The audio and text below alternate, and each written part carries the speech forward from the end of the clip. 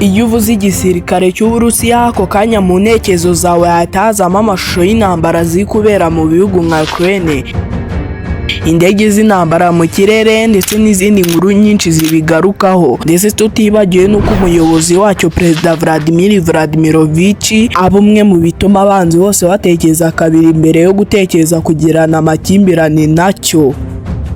Uyu kandi ni umwe mu bayobozi batatu bafite igitinyiro ku isi. Byumve neza ko iki gihugu cy'Uburusiya ari cyo gihugu cya mbere kinini ku isi kuko cyubatse ku buso bwa kilometero kare miliyoni 10,672. Iki ni kimwe mu bihugu bifite ingufu za gisirikare zikomeye mu isi. Rero uyu munsi mureke mbatembereze mu isi y'intwaro za gisirikare, by'umwihariko zimwe mu zikomeye Uburusiya butunze. Muri iki kiganiro cy'uyu munsi ngiye kukubwira ndetse nkusobanurira iby'izi ntwaro akantu ku kandi. Nk'ibisanzwe turi ni kuri Official BYAKANZE. Mureke duhere ku ya gatanu tujya ku ya mbere ku rutonde rw'ize 5 twabateguriye. Ku mwanya wa gatanu rero tuhasanga ni M700 Sati Brevesnik. Iyi ni nuclear powered cruiser missile kuko ikoresha ingufu za nucleaire. Ishobora kugenda igihe kirekire cyane itaragaragara kuri radari z'umwanzi. Ibi bigatuma igihe cyacyo cyose gishobora guturitsa ibirindiro by'umwanzi nta neguza habe namba. Iyi misile itunzwe n'igisirikare cy'Uburusiya gusa. Ikindi kandi igiciro cyayo ni ibanga ry'Uburusiya.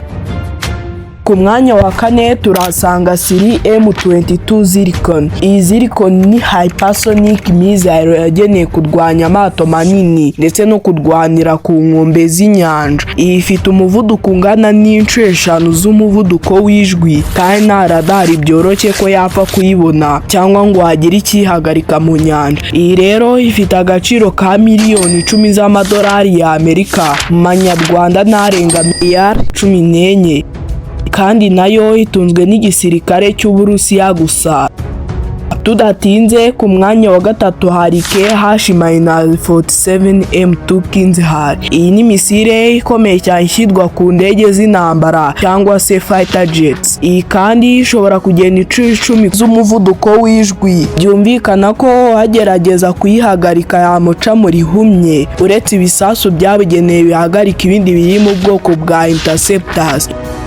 Iyi rero ifite agaciro ka miliyoni 9 zenda kuba miliyoni 10 z'amadolari ya Amerika, mu manyarwanda narenga miliyari 13. Ikaba nayo itunzwe n'igisirikare cy'Uburusiya gusa.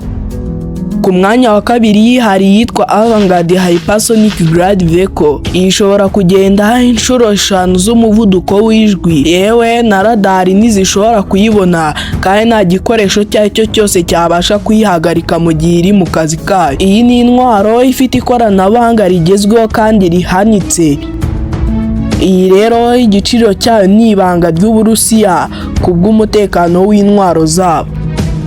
Ku mwanya wa mbere hari intwaro kugeza ibihugu byinshi byumva bigakangarana. Iyi ni iyitwa RS-28 Sarmat. Kubera ibikorwa byayo bitinyitse bayitaziriye akazina ka kitiro ka Saturn II. Iyi ni misile iri mu bwoko bwa Intercontinental Ballistic Missile cyangwa se IBM.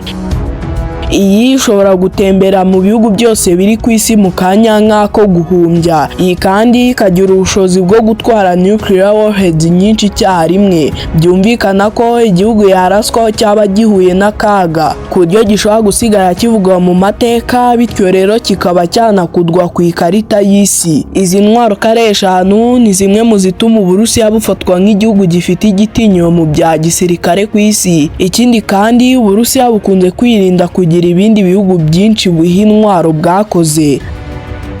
Ariko se utekereza ko izi ntwaro zishobora gutuma Uburusiya intambara yose burwanye buyitsinda? Igitekerezo cyawe gitange hasi muri comment. Nk'ibisanzwe twari ni kuri Official. Niba ukunze ibyo nkuhaye ukukande like, ukande subscribe kandi wibuke gufungura inzogera kugira ngo dukomeze kubana no mu bindi biganiro by'utaha. Kandi mwadukurikirana no ku zindi mbuga tubarizwa nka TikTok ndetse na Instagram. Hose ni Official. Nk'ibisanzwe hari Samu naho ubutaha.